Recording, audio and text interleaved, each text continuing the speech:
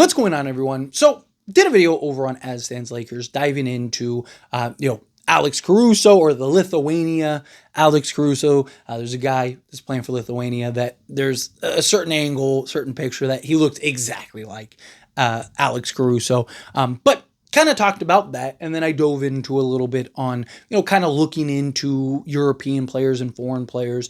Did a video diving into the potential of like the Lakers actually developing a department that focuses on that. Right now, it's just kind of one department that focuses on everything. Right, like the Lakers don't even have a pro development department. Like they don't have like a pro scouting department. Right, so like all the players that are currently in the league, right, they don't have a department like most teams do that evaluates guys and goes, okay, this guy works, this guy does, right? Like, and the analytics and all that stuff. It's kind of just like, hey, this guy had a good year. Maybe he'll do that for us. I mean, how many free agent whiffs have the Lakers had over the years, right? So it'd be nice to kind of have that. You have Mark Walters, let him come in. But I really do think the Lakers, because again, with this new CBA, you got to be creative. You got to find kind of these diamonds in the roughs, these gems and things like that. Lakers have made it very clear that they want to be this development department or this development organization, that they want to kind of set the standards, set the tone. They want to be and create that culture. And like, hey, if you want to be the best player you can possibly be, you need to be a Laker, right? Like, and kind of find, bring in these undrafted guys, bring in these late draft picks, which the Lakers draft department has been phenomenal over the years. I mean, they are the best draft department in basketball because they're just really good at just finding those late round, maybe not the superstars, right? But like at least the role players, high end guys, stuff like that, all-star level guys. The Lakers are really good at getting those guys, right? So it's kind of good that the Lakers, right, usually draft high or in the second round rather than like the number 1 or number 2 pick, right? Unless it's like a no-brainer, like a Cooper Flag or something like that. But, because Lakers have done really good at just finding those gems. But you have a whole new world, or a whole other world, right? Not new, because Lakers have already, or the NBA has already kind of been this global thing. But I've talked about, like, I really like to see the Lakers. I mean, in general, I think the NBA is going to move this way regardless, but I really like to see the Lakers kind of pioneer that of like, bring in guys. Like, why aren't we bringing in more European guys? Why aren't we bringing in guys through FIBA and, Eurobasket and stuff that are looking really good? Now, obviously, FIBA and Eurobasket and all these Euro leagues and stuff like that are very different than the NBA. They're almost different sports. You got different rules and physicalities and all that stuff. But, there is paths and there are guys out there that are worth kind of bringing a flyer on. That doesn't mean you go and just run and sprint full speed to go sign guys, but bring them in on 10-day deals, on, training camp invites, 2-way deals, things like that. Like if there's a guy that you're really interested in and kind of like, hey, this guy might be something, bring him into the G League. Right? Why not be like, hey, you could play in the Eurobasket, or you can make the same money, if not more, and play for the G League affiliate. And we want to kind of develop you and, find some 22-year-old kid and bring him in and just be like, hey, kind of keep things under wraps, keep things low key, kind of see how he plays in the G League. And if he's well, then maybe next year bring him in a 2-way, and then the next year bring him onto the main roster, right? And again, kind of have these ways. Right? Lakers have carved out their training staff and their fitness and all that stuff. Like, Lakers have done a good job in that regard, but you're going to need to cycle through, and you're going to need to have you're going to have guys that just price themselves out, or you're going to have guys that age themselves out, or guys that just, just don't work out, etc. To where it's like, okay, who are those next guys? Who are those next waves? Right? Ideally, it's like Arthur Galuma,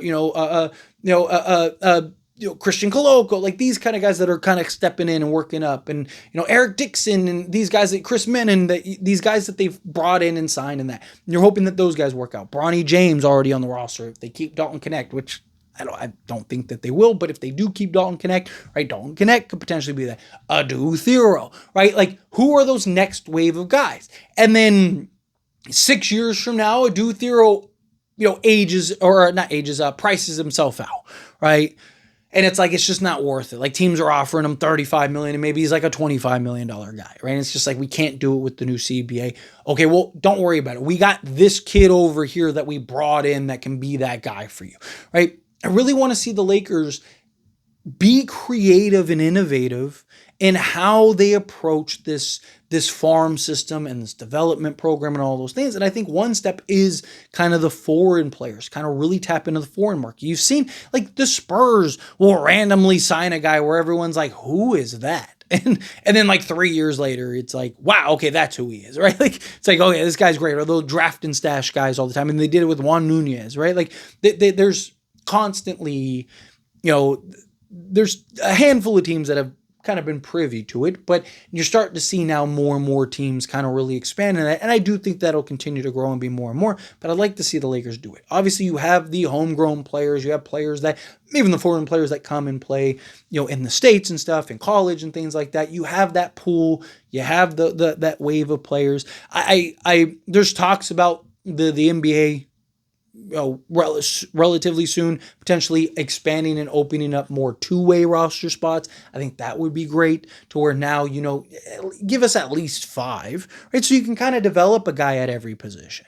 Right? You can develop a point guard. You can develop a forward. You can develop a 3. You can develop, 2 guards, right? Like kind of give you that position, but you can also do things where it's like you have a couple foreign players that you're working on and developing, right? Instead of draft and stash, now you're bringing them in and developing them under the umbrella of the organization, right? And you can still do that with guys. And, I want to see the Lakers really start to use the G League as well as, two ways and things like that. And even, I wouldn't even hate if like kind of the back end of the roster was if you can kind of get your, top 8 to 10 carved out. I wouldn't hate seeing the Lakers like kind of the back 3 to 4 roster spots. And then, 3 two-way spots. And then, a handful of guys in the G League are all guys that the Lakers are really high on, that they're growing and developing, kind of taking the time to mesh out, kind of have the integration and, have, G League teams playing with the NBA teams, stuff like that. Like, and kind of create this, again, this farm system. Create this organization. You got Mark Walters, and look what he did with the Dodgers and their farm system and everything and the success that he has had. I mean, Dodgers have for years now the best farm system in all of basketball. Or all of baseball, sorry. In all of baseball. Right? Can the Lakers be the team that has all the development and is the best farm system in all of basketball? Right? Like things like that. If that can happen, then I think that, the Lakers are going to regularly kind of continue this trend. We have to adapt and evolve with the NBA. We have to move with the league. And the new CBA has become very restrictive. There's limitations and stuff that you didn't have in the past. And, the Lakers kind of, the way that they've operated, not everything has to change, but a good, you need to be able to stay hip with the times. You need to be able to adjust and make those adjustments, find those diamonds in the rough, find those pieces and players that you can kind of bring in, implement, and add to the team. I think that could go a long way for this Lakers roster. But anyway, as always, this is a discussion. I pass question you. Let me know your thoughts and opinions down in the comments. That being said, if you haven't liked this video, hit that like button. Helps me a lot. We enjoy these types of videos, and I truly appreciate it. Not subscribe channel, hit that subscribe button. Turn on the bell notifications. Appreciate y'all. See you in the next one.